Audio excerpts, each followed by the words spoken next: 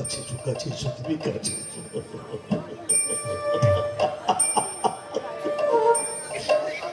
সীতা!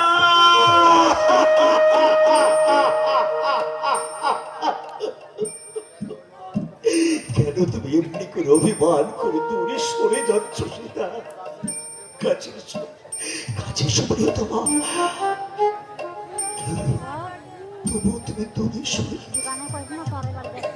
বলো, ডাকো ডাকো, তুমি আমাকে রঘুনাথ রঘুনাথ বলে ডাকো।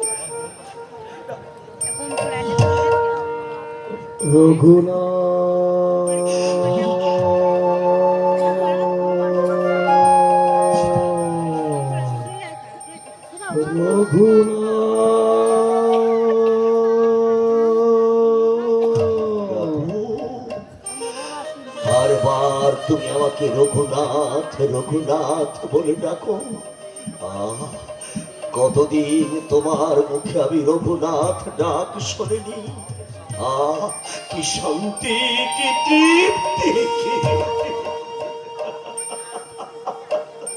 সীতা সীতা!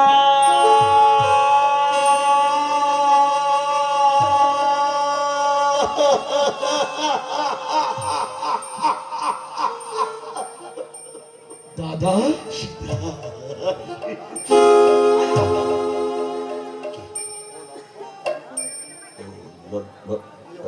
লক্ষণ, কি হয়েছে দাদা? বলো কি হয়েছে তোমার? কেন তুমি আজ এত হয়েছো বিভ্রান্ত? বলো। সত্যি লক্ষণ, আমি সত্যি সত্যি বিভ্রান্ত হয়েছি। জানিস জানিস লক্ষণ, সাগরের তীরে বসে সীতার চিন্তা করতে করতে কখন যে আমার চোখে ঘুম এলো আমি নিজেও বুঝতে পারলাম না। তারপর হঠাৎ আমি দেখতে পেলাম, হঠাৎ দেখতে পেলাম সীতা আমার সম্মুখে এসে দাঁড়িয়েছে। চোখে তার জল, বুকে তার দারুণ ব্যথা, মুখখানা বড়ই করুণ। দাদা, সে আমাকে বললে, রঘুনাথ, আর আমি তোমাকে সোনার হরিণ ধরে দিতে বলবো না, তুমি আমাকে ক্ষমা করে দাও।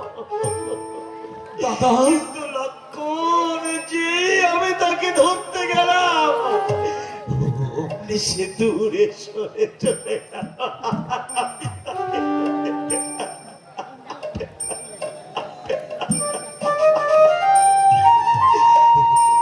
দাদা, বুঝেছি বুঝেছি মিত্রমা, আজ আমি মন্ত্রী জাম্বুমানের সঙ্গে মন্ত্রণা করে ঠিক করবো যে কত কিভাবে আমরা সাগর পারে যাব। হ্যাঁ, মন্ত্রণা করো মিত্রবর, মন্ত্রণা করো। আর মাত্র 2 মাস বাকি। এই 2 মাস পরেই পূর্ণ হবে রাঘবের বনবাস দণ্ড। অযোধ্যার প্রজাগণ অপেক্ষায় গলিতেছে দিন। জননীরা আকুল আগ্রহে পথপানে চেয়ে বসে আছে। দাদা, বলো বলো মিত্র, বলো, এর মধ্যে হবে কি আমার জানকী উদ্ধার? নিশ্চয়ই সম্ভব, নতুবা সুগ্রীবী দেখাবে না মুখ এই জগতের মাঝে। ধারা হতে চিরতরে মুছে যাবে লক্ষণের নাম। তবে কি সত্যি বনবাস দণ্ড শেষে অনুজ লক্ষণ আর জানকীকে নিয়ে ফিরে যেতে পারবো আমি জন্মভূমি অযোধ্যায়? সত্য সত্য সত্য সত্য। আবার কলহাস্যে মুখরিত হবে অযোধ্যা নগরী। প্রজাগণ গাবে সবে রাম জয়গান। ভরত শত্রুঘ্ন শনে হবে প্রীতি আলিঙ্গন। জননীরা আশীর্বাদ করে দ্বার দেশে আসিবে ছুটিয়া। উলুধ্বনি দেবে যত পুরনারীগণ। শ্রুতি কীর্তি মান্ডবী আর উঠবে না বধুমাতা মোর। শুভ শঙ্খ ধ্বনি করে স্বাগত জানাবে আমার।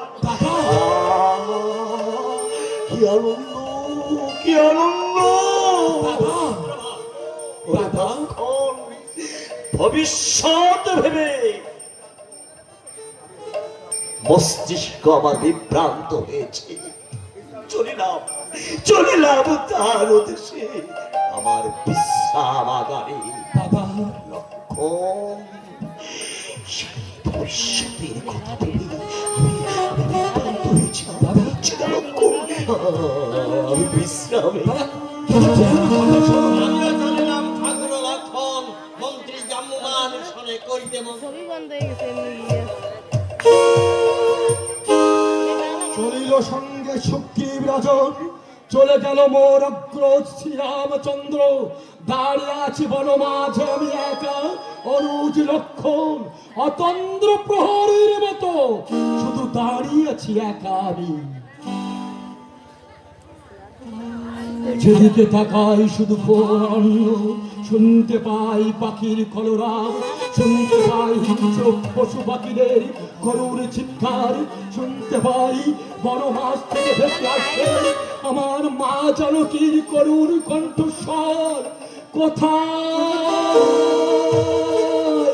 কোথায় আমার মা, কোন হরিণ মোর মাকে আমার আমি জানি না।